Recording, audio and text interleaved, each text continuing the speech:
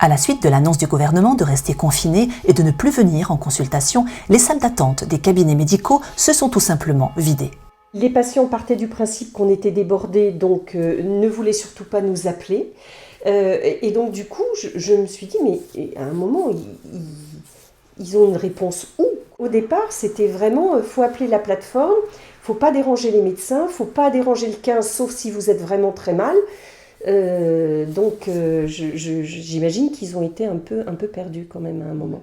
Chaque médecin s'est organisé afin d'éviter aux patients une détresse, mais également pour les aider à répondre rapidement à leurs problèmes de santé. Je revoyais avec mon assistante tous les jours, quelques jours à l'avance. Je lui disais, ce patient-là, je peux le voir en téléconsultation, ce patient-là, il faut que je le voie physiquement. Et donc, on faisait le tri entre les patients qu'il nous semblait utile de voir au cabinet ou de changer en visite à domicile, pour ne pas les déplacer au cabinet, et les patients sur lesquels on pouvait faire de la téléconsultation parce que c'était des gens plus jeunes et qu'on avait des systèmes autres qui pouvaient faire une surveillance médicale sans être obligés de les avoir physiquement en face de nous. Aujourd'hui, le message est clair, toute personne ayant besoin d'un examen clinique doit se rendre chez son médecin.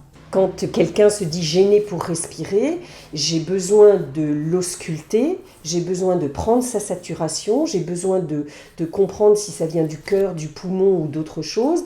Et donc du coup, il y a des choses que je ne peux pas faire en téléconsultation.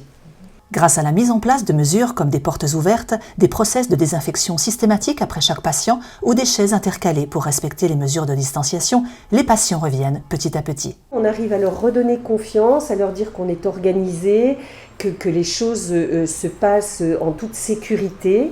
Et du coup, progressivement, là, depuis une petite semaine, les gens reviennent progressivement au cabinet. Bénédicte, notre assistante, leur donne un masque s'il y a besoin.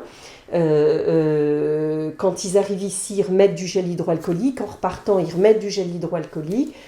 On leur redonne des masques s'il y a besoin. Des patients très sympas de Meudon ont confectionné des masques en tissu que je remets gratuitement aux patients.